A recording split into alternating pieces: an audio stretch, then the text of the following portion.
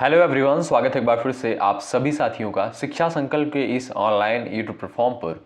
कैसे हैं आप लोग? आशा करते हैं कि आप लोग बहुत ही अच्छे होंगे, स्वस्थ होंगे। साथियों, आज के इस स्पेशल वीडियो में साइंस के 40 महत्वपूर्ण सवालों को कवर करने वाले हैं जो कि बीएड एंट्रेंस एग्जाम के लिए महत्वपूर्ण होगा। पिछले वर्ष का आप लोग पेपर उठाकर देखेंगे तो पाएंगे इसी आधार पर सवाल पेपर में पूछे जा चुके हैं। तो आइए शुरुआत करते हैं। यहाँ पर साथियों कुछ क्वेश्चन आपको देखने को मिलेंगे जो पिछले वर्षों में पूछे गए हैं और कुछ नए प्रश्नों को यहाँ पर शामिल करने का प्रयास किया गया है। तो चलिए शुरुआत करते हैं। हर एक क्वेश्चन का आंसर भी आप लोग कमेंट बॉक्स में देते हुए चलिएगा। पहला क्वेश्चन देखें, निम्नलिखित में से कौन सा जो है वास्तविक उभयचर प्राणी नहीं है?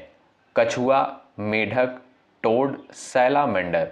4 ऑप्शंस आपके सामने दिए गए हैं और यहाँ पर सभी साथियों का आंसर आना चाहिए। बताएं, निम्नलिखित में से जो है कौन सा वास्तविक उभयचर प्राणी नहीं है? तो जो भी साथी यहाँ पर जा रहे हैं कछुआ ए ऑप्शन पर, वो बिल्कुल यहाँ पर करेक्ट हो जाएंगे। साथियों, कछुआ जो है ये आपका उभयचर नहीं है, बल्कि ये आपका जो है सरीसृप के अंतर्गत आता है। क्या भाई? सरीसृप के अंतर्गत यानी रेप्टाइल के अंतर्गत आता है। ठीक है। बात करें साथियों उभयचर की, तो आप जानते हैं उभयचर जल और थल दोनों में रहते हैं, जैसे आपका मेढक हो गया, टोड हो गया, सैलामेंडर हो गया। ठीक है। तो यहां पर जो भी साथी जा रहे हैं कछुआ पर, वो बिल्कुल यहां पर करेक्ट हो जाएंगे। ये आपका उभयचर प्राणी नहीं है। अगला सवाल, किसी गैस को द्रव में बदलने के लिए कौन सी स्थिति सबसे अनुकूल है? बताएं। चलिएगा, किसी गैस को जो है द्रव में बदलने के लिए कौन सी स्थिति सबसे अनुकूल है? उच्च दाब तथा न्यूनतम तापमान, न्यून दाब तथा निम्न तापमान, न्यून दाब तथा उच्च तापमान, उच्च दाब तथा उच्च तापमान। बताएं। क्वेश्चन नंबर 2 का यहां पर आंसर आप लोग करिएगा। किसी गैस को द्रव में बदलने के लिए कौन सी स्थिति जो है सबसे अनुकूल है? जो लोग जा रहे हैं उच्च दाब और न्यूनतम तापमान पर, वो बिल्कुल यहां पर करेक्ट हो जाएंगे। याद रखिएगा, आपका ए ऑप्शन करेक्ट।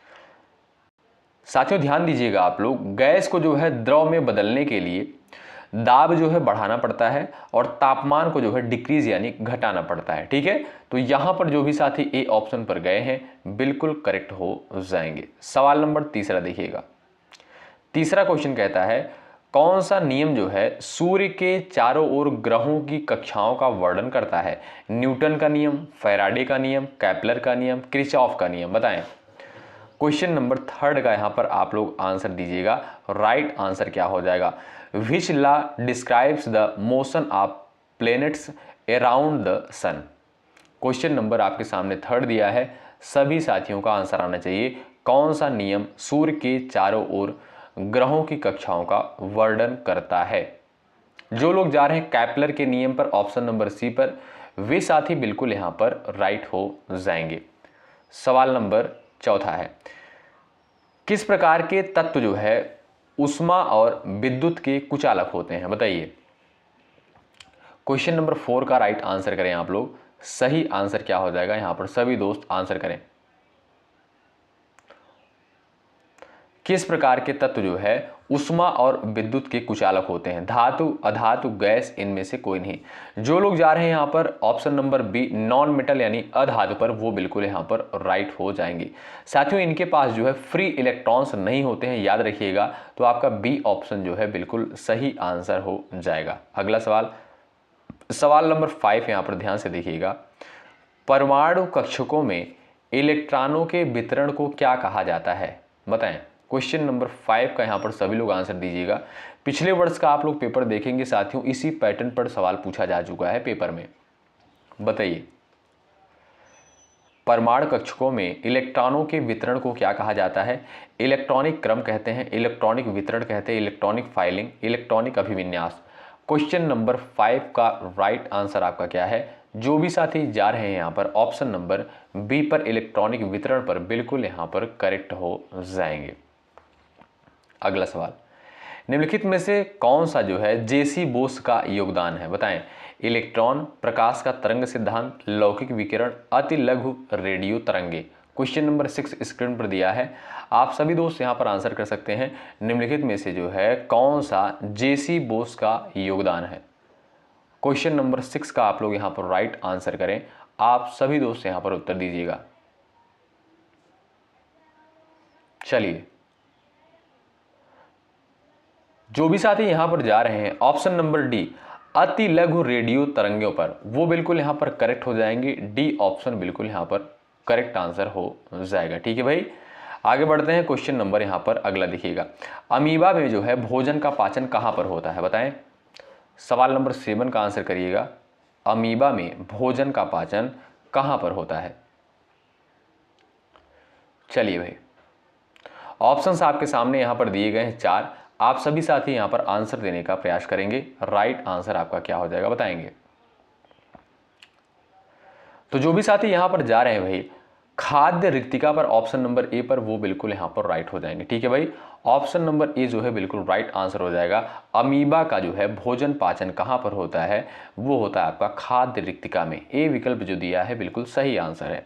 अगला सवाल ये रहा, ध्यान से देखें, ग्लाइकोलाइसिस प्रक्रिया कोशिका के किस भाग में होती है। क्वेश्चन नंबर 8 का आंसर बताएं। ग्लाइकोलाइसिस प्रक्रिया जो है कोशिका के किस भाग में होती है। कोशिका द्रव्य में, केंद्रक में, माइटोकॉन्ड्रिया में, क्लोरोप्लास्ट में। आपके सामने 4 ऑप्शन दिए गए हैं। सभी प्यारे साथी यहां पर आंसर देंगे। राइट आंसर क्या बताएं। चलिए, सही आंसर क्या हो जाएगा भाई, जो लोग जा रहे हैं यहां पर कोशिका द्रव्य, ए ऑप्शन पर जो लोग जा रहे हैं बिल्कुल करेक्ट हो जाएंगे। यानी साथियों ग्लाइकोलाइसिस प्रक्रिया जो है कोशिका के किस भाग में होता है, कोशिका द्रव्य में होता है। ए विकल्प जो है बिल्कुल सही आंसर हो जाएगा। अगला सवाल, निम्नलिखित में से कौन सा जीव जो है त्वचा से शोषण करता है बताएं। क्वेश्चन नंबर 9 का उत्तर बता दें आप लोग फटाफट यहां पर। निम्नलिखित में से कौन सा जीव जो है त्वचा से शोषण करता है। सांप है, केचुआ है, बंदर है, इंसान है। क्वेश्चन नंबर 9 है, स्क्रीन पर सभी लोग आंसर करें और सेशन को आप लोग लाइक करते हुए चलिएगा। आपके डिमांड पर जो है ये साइंस के क्वेश्चन आपको प्रोवाइड किए जा रहे हैं। हालांकि अगर आप देखेंगे तो ये हमारा सब्जेक्ट नहीं है, आपके डिमांड पर सिर्फ क्वेश्चन यहाँ पर इंपॉर्टेंट जो सवाल है, जो पिछले वर्ष के क्वेश्चन है, उन सारी चीज़ों को आपको करवा दिया जाएगा। ठीक, तो यहाँ पर देखें, जो भी लोग जा रहे हैं केचुआ ऑप्शन नंबर बी पर, वो बिल्कुल यहाँ पर करेक्ट हो जाएंगे। अगला सवाल देखें, पारितंत्र के अजैविक घटक कौन से हैं बताएं। क्वेश्चन नंबर 10 का आपका यहां पर आंसर क्या हो जाएगा, मिट्टी, प्रोटीन, कार्बन, उपरोक्त सभी। पारितंत्र के जो है अजैविक घटक कौन से हैं बताएं। सवाल नंबर 10 स्क्रीन पर दिया है।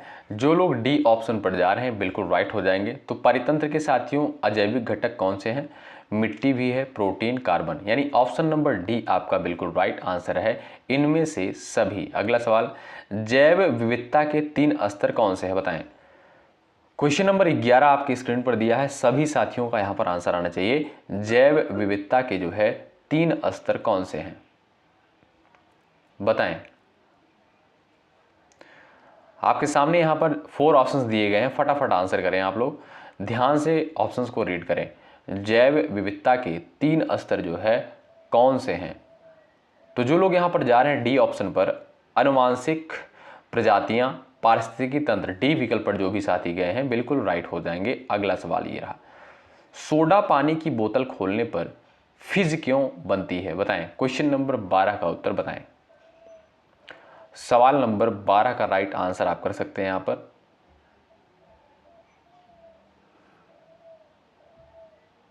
चलिएगा, क्वेश्चन नंबर आपके सामने 12 दिया है, आप सभी दोस्त आंसर कर सकते हैं।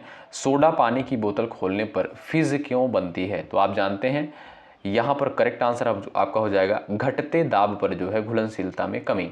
ऑप्शन नंबर सी जो दिया है बिल्कुल सही आंसर हो जाएगा। सी ऑप्शन वाले साथी यहां पर बिल्कुल राइट हो जाएंगे। अगला सवाल, सर्वाधिक बुद्धिमान स्तनधारी कौन सा है बताएं। व्हेल, डॉल्फिन, हाथी, कंगारू। क्वेश्चन नंबर 13 का उत्तर दीजिएगा। सर्वाधिक बुद्धिमान स्तनधारी जो है साथियों कौन सा है। चलिए, जो लोग जा रहे हैं ऑप्शन नंबर 2 डॉल्फिन पर, वो बिल्कुल करेक्ट हो जाएंगे। सेकंड ऑप्शन राइट हो जाएगा आपका। अगला सवाल देखेंगे, कीट विज्ञान किसका अध्ययन करता है बताएं। यानी एंटोमोलॉजी किसका स्टडी करता है। क्वेश्चन नंबर आपके सामने 14 है, आंसर आप लोग दीजिएगा। मनुष्य के व्यवहार का, कीटों का, शब्दों का विकास का, चट्टानों का गठन का। क्वेश्चन नंबर 14 का उत्तर बताएं, कीट विज्ञान किसका अध्ययन करता है। जो लोग जा रहे हैं कीट ऑप्शन नंबर सेकंड पर, बिल्कुल यहाँ पर राइट हो जाएंगे। अगला सवाल ये रहा, किडनी की मूल कार्यात्मक इकाई क्या है? क्वेश्चन नंबर 15 स्क्रीन पर उत्तर दें आप लोग। किडनी की जो है मूल कार्यात्मक इकाई क्या है? सवाल नंबर 15 आपके स्क्रीन पर दिया है, आप सभी साथी उत्तर दें। चलिएगा, किडनी की जो है मूल कार्यात्मक इकाई क्या है? जो लोग जा रहे हैं नेफ्रॉन ऑप्शन नंबर सेकंड पर, वो बिल्कुल यहां पर राइट हो जाएंगे। सेकंड ऑप्शन आपका बिल्कुल करेक्ट आंसर है। अगला सवाल ये रहा आपके सामने, ध्यान से आप लोग देखिएगा। चिकनगुनिया का कारण क्या है बताइए? क्वेश्चन नंबर 16 का उत्तर बताएं। चिकनगुनिया का कारण क्या है? जीवाणु, निमेटोड, वायरस, फंगस। 16 नंबर के क्वेश्चन का आप लोग आंसर कर सकते हैं यहां पर। चलिए, तो यहां पर आप देखेंगे साथियों, जो राइट आंसर हो जाएगा वो हो जाएगा आपका वायरस से। ठीक है, चिकनगुनिया का कारण क्या होता है साथियों? वायरस होता है। आपका यहां पर राइट आंसर हो जाएगा ऑप्शन नंबर सी, बिल्कुल सही आंसर है। अगला सवाल देखें, निम्नलिखित में से कौन सा जीव जो है जीवित जीवाश्म के रूप में जाना जाता है? 17 नंबर के क्वेश्चन का आंसर करें। चलिएगा, निम्नलिखित में से कौन सा जीव जो है जीवित जीवाश्म के रूप में जाना जाता है? क्वेश्चन नंबर 17 स्क्रीन पर दिया है, सभी साथियों का आंसर आना चाहिए। मगरमच्छ, साइकस, पेरीपेटस, अमीबा। जो लोग जा रहे हैं यहाँ पर बी ऑप्शन पर, साइकस पर, वो बिल्कुल यहाँ पर राइट हो जाएंगे। सेकंड ऑप्शन आपका बिल्कुल करेक्ट आंसर होगा। अगला सवाल देख लीजिएगा, यदि किसी गैस का तापमान स्थिर रखते हुए उसका आयतन आधा कर दिया जाए तो दाब पर क्या प्रभाव पड़ेगा? बताएं। क्वेश्चन नंबर 18 का आंसर बता दीजिए। यदि किसी गैस का तापमान जो है स्थिर रखते हुए उसका आयतन आधा कर दिया जाए तो दाब पर क्या प्रभाव पड़ेगा? दाब आधा हो जाएगा, दाब दोगुना हो जाएगा, दाब अपरिवर्तित रहेगा, दाब जो है शून्य हो जाएगा। तो यहाँ पर जो लोग जा रहे हैं दाब जो है दोगुना हो जाएगा, ऑप्शन नंबर सेकंड पर, वो बिल्कुल यहाँ पर राइट हो जाएंगे। सवाल अगला है, निम्नलिखित में से कौन सा कथन जो है जड़त्व के नियम को सही प्रकार से स्पष्ट करता है? क्वेश्चन नंबर 19 है, बताएं। सवाल नंबर 19 का आंसर बताएं। निम्नलिखित में से कौन सा कथन जड़त्व के नियम को सही प्रकार से स्पष्ट करता है? बल के बिना वस्तु गतिशील हो जाती है, वस्तु अपनी अवस्था में परिवर्तन का विरोध करती है, हर क्रिया के बराबर और विपरीत प्रतिक्रिया होती है, त्वरण बल के समानुपाती होता है। बताएं। सवाल नंबर 19 है, यहां पर आपका आंसर क्या हो जाएगा? जड़त्व के नियम को जो है सही प्रकार से स्पष्ट करता है ऑप्शन नंबर बी, वस्तु अपनी अवस्था में जो है परिवर्तन का विरोध करती है। तो सेकंड ऑप्शन जो दिया है बिल्कुल सही आंसर होगा। अगला सवाल देखिए, धातुओं में विद्युत चालकता का मुख्य कारण क्या है? बताइए। 20 नंबर के क्वेश्चन का आंसर करें। धातुओं में जो है विद्युत चालकता का मुख्य कारण क्या है? प्रोटॉनों की उपस्थिति है, न्यूट्रॉनों की गति है, मुक्त इलेक्ट्रॉनों की उपलब्धता है, परमाणु का आकार है। सवाल नंबर 20 दिया है आपके स्क्रीन पर और 4 ऑप्शंस भी आपके सामने हैं, यहां पर सब लोग आंसर देंगे। चलिए, तो जो भी साथी यहां पर जा रहे हैं मुक्त इलेक्ट्रॉनों की उपलब्धता ऑप्शन नंबर सी पर, बिल्कुल यहां पर आप राइट हो जाएंगे। ध्यान रखें, धातुओं में विद्युत चालकता का मुख्य कारण क्या है? मुक्त इलेक्ट्रॉनों की उपलब्धता। ठीक है, ऑप्शन नंबर सी आपका राइट है। अगला सवाल, निम्नलिखित में से किसमें जो है समजात अंग का उदाहरण मिलता है? बताएं। 21 नंबर के क्वेश्चन का आंसर करें। क्वेश्चन नंबर 21 का राइट आंसर आपका क्या हो जाएगा? बताएं। निम्नलिखित में से किसमें जो है समजात अंग का उदाहरण मिलता है? यहां पर आपका सही आंसर क्या है? जो लोग सेलेक्ट कर रहे हैं ऑप्शन नंबर बी, मानव का हाथ और व्हेल का पंख। सेकंड ऑप्शन पर जो लोग जा रहे हैं बिल्कुल यहां पर राइट हो जाएंगे। अगला सवाल देखें, एंजाइम के संबंध में कौन सा कथन सही है? बताइए। एंजाइम के संबंध में कौन सा कथन सही है? केवल पादप कोशिकाओं में पाए जाते हैं, रासायनिक अभिक्रियाओं की गति बढ़ाते हैं, ऊर्जा का उत्पादन करते हैं, कोशिका को संरचना देते हैं। सवाल नंबर यहाँ पर 22 है। तो भाई राइट आंसर क्या है? Option number B. ठीक है, तो एंजाइम के संबंध में कौन सा कथन यहाँ पर सही है? तो सही हो जाएगा आपका रासायनिक अभिक्रियाओं की गति बढ़ाते हैं एंजाइम जो होते हैं। तो सेकंड ऑप्शन बिल्कुल राइट आंसर होगा। ठीक है, अगला सवाल देखिए, निम्नलिखित में से किस प्रक्रिया में जो है एटीपी का निर्माण नहीं होता है? क्वेश्चन नंबर 23 का उत्तर आप यहाँ पर कर सकते हैं। निम्नलिखित में से किस प्रक्रिया में एटीपी का निर्माण जो है नहीं होता है?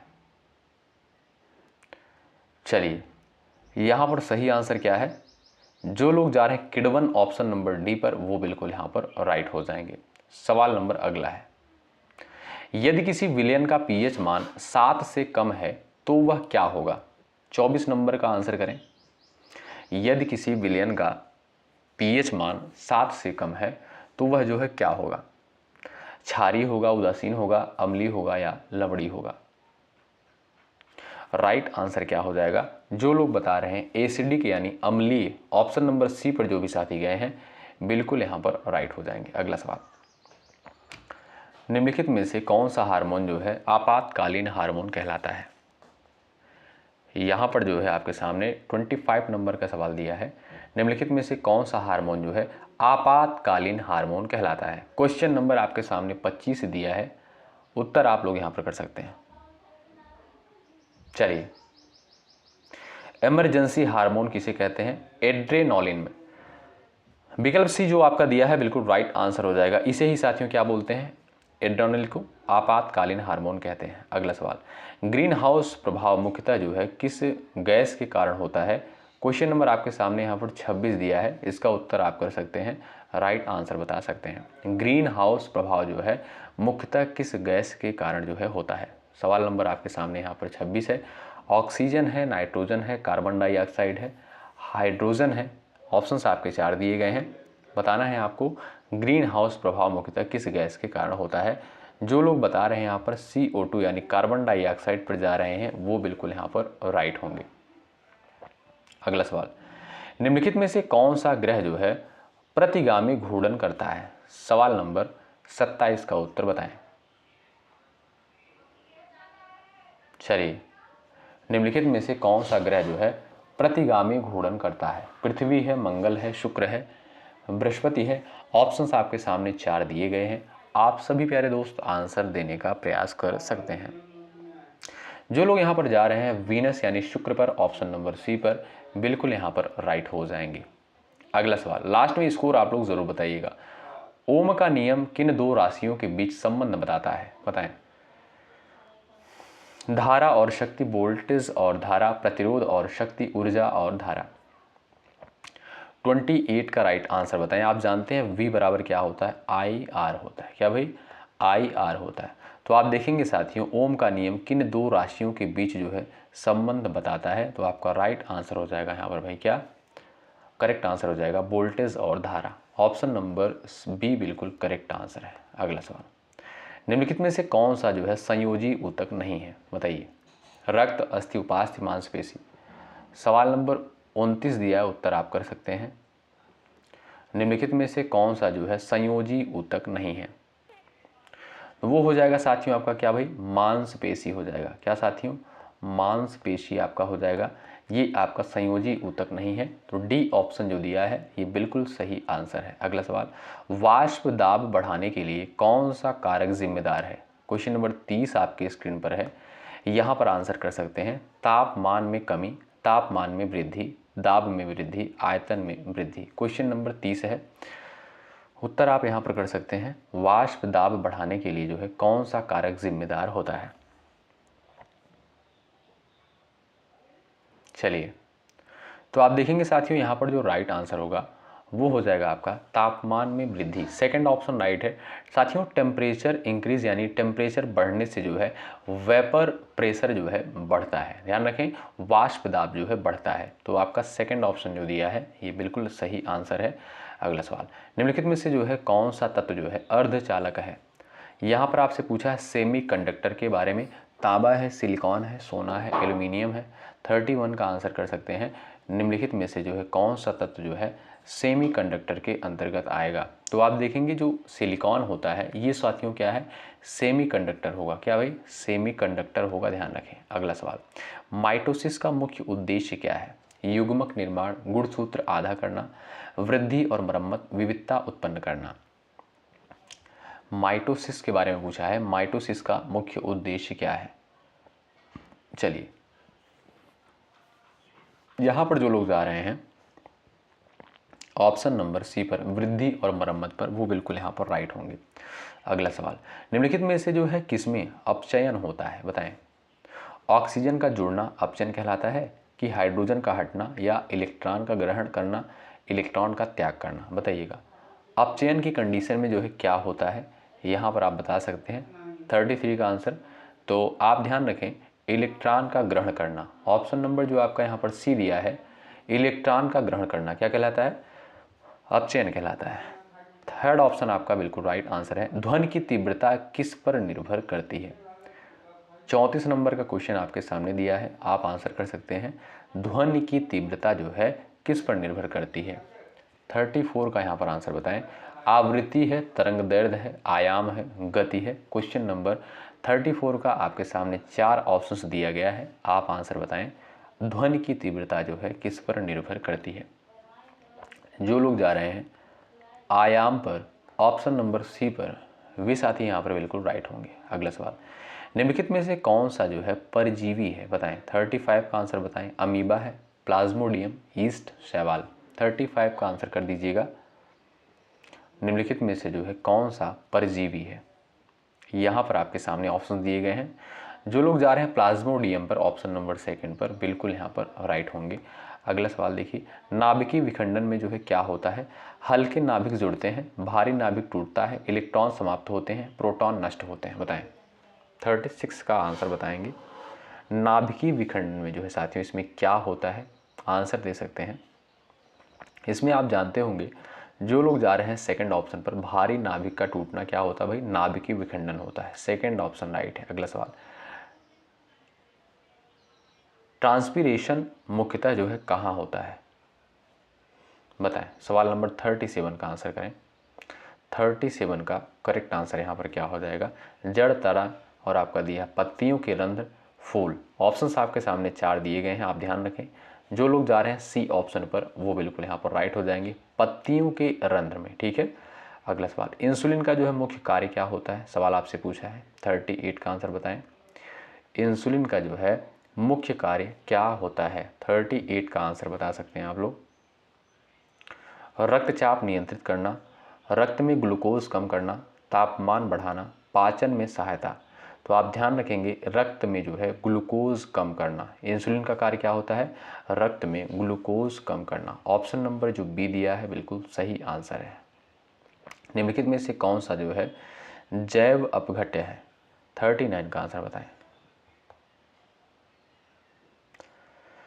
प्लास्टिक है, कांच है, कागज़ है, एल्यूमिनियम है। सवाल नंबर 39 का आंसर बताएं। निम्नलिखित में से कौन सा जो है जैव अपघटक है? तो वो हो जाएगा आपका कागज़। सी ऑप्शन जो दिया है बिल्कुल सही आंसर है। सवाल नंबर 40 है, इसका आंसर आप करेंगे। ऊर्जा संरक्षण का नियम जो है क्या कहता है? क्वेश्चन नंबर 40 का आंसर आप करिएगा। साथियों आप सभी के डिमांड पर जो है ये 40 क्वेश्चन यहाँ पर आपको प्रोवाइड किए गए हैं। ठीक है। हालांकि अगर आप देखेंगे तो ये हमारा सब्जेक्ट साइंस हालांकि नहीं है। ठीक है। तो आपके डिमांड पे ये सारे क्वेश्चन करवाए जा रहे हैं और हमने आपसे कहा था कि जो PYQ हैं और कुछ नए क्वेश्चन आपको करवा दिए जाएंगे, तो वही सारी डिमांड जो है पूरी की जा रही है। ठीक, चलिए मिलते हैं आपसे अगली वीडियो में। आप लोग एक बार सेशन को लाइक कर दीजिएगा, यदि आप चैनल पर नए हैं सब्सक्राइब कर लीजिएगा और मिलते हैं आपसे अगले वीडियो में। शुक्रिया। जय हिंद, जय भारत।